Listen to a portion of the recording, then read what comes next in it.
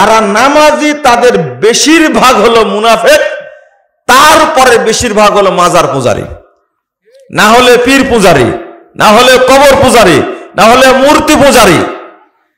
ফাওয়াইলুল লিল মুসাল্লিন, মুসল্লিদের জন্য ওয়াইল।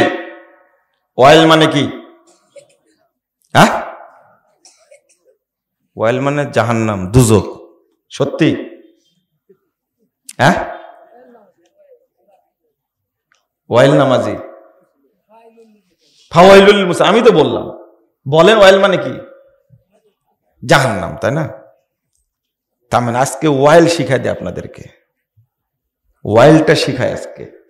ফাওয়াইলুল লিল মুসাল্লিন, সাহাবীরা অনুবাদ করতেন আয়াতটা ফাওয়াইলুল লিল মুনাফিকিন, ওয়াইল হলো মুনাফিক মুসল্লিদের জন্য। কাদের জন্য? মুনাফিক মুসল্লি যারা। তাহলে বোঝা গেল মুনাফিক মুসল্লি আছে, আছে, আছে, আছে। মানে 30,992 নম্বর হাদিস মুসান্নাফ ইবনে আবি শাইবার মধ্যে এসেছে। আল্লাহ রাসূল বলছেন, রাসূল সাল্লাল্লাহু আলাইহি ওয়াসাল্লাম বলছেন, ইয়াতি আলান নাস জামান, সাহাবীরা শুনে রাখো, অতি তাড়াতাড়ি অচিরে একটা যুগ আসবে, একটা সময় আসবে। ইয়াস্তামিউন ওয়া ইউসাল্লুনা ফিল মাসাজিদ, লোকেরা দলে দলে মসজিদে যাবে এবং সালাত আদায় করবে। সব মসজিদ, সব মসজিদ মুসল্লি দ্বারা পূর্ণ থাকবে। ওয়ালাইসা ফীহিম মুমিন, কিন্তু কোন মসজিদে একজনও ইমানদার পাওয়া যাবে না। তাহলে এরা কি? তাহলে এরা কি? হ্যাঁ, এবার পেলেন, একজন ইমানদার পাওয়া যাবে না, সব কি থাকবে? বেঈমান।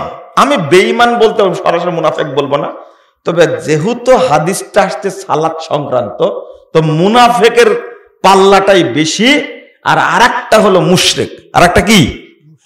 নামাজ পড়ে। বাংলাদেশে অধিকাংশ মানুষে নামাজ পড়ে, পড়ে না? নামাজ পড়ে বহু মানুষ। যারা নামাজি তাদের বেশিরভাগ হলো মুনাফিক, তারপরে বেশিরভাগ হলো মাজার পূজারী, না হলে পীর পূজারী, না হলে কবর পূজারী, না হলে মূর্তি পূজারী। যারা রাজনীতি করে বাংলাদেশে, তারা শিরিক করে না, ওরা শিরিক উৎপাদন করে। প্রত্যেকটা দল এরা শিরিক উৎপাদন করার এক একটা ইন্ডাস্ট্রি, ফ্যাক্টরি। আর যত পীর আছে, পীর মানে তো শয়তান, এটা জানেন তো আপনারা, তাই না? বলে কি জানেন, যার পীর নাই শয়তান তার পীর। আমি কি জন্য কথাটা বলি আপনারা রাখবেন না। আমি কোনোদিন কি বলতাম পীর মানে শয়তান? বলতাম না। যখন পীরের মুখ দিয়ে বের হচ্ছে যার পীর নাই শয়তান তার পীর, আমি দলিল সহকারে বলি তখন যে পীর মানে শয়তান, আর যারা পীর ধরে তারা হলো শয়তানের কি? চেলা। হ্যাঁ, সবচেয়ে ভালো ভাষা শয়তানের দালাল। কি? দালাল। মনে রাখবেন, যারা পীরের মুরিদ তারা মুশরিক। আবার ঠিক বলছে, আরে ঠিক বলেই তো বলছি। আপনার সার্টিফিকেট নেওয়া লাগবে?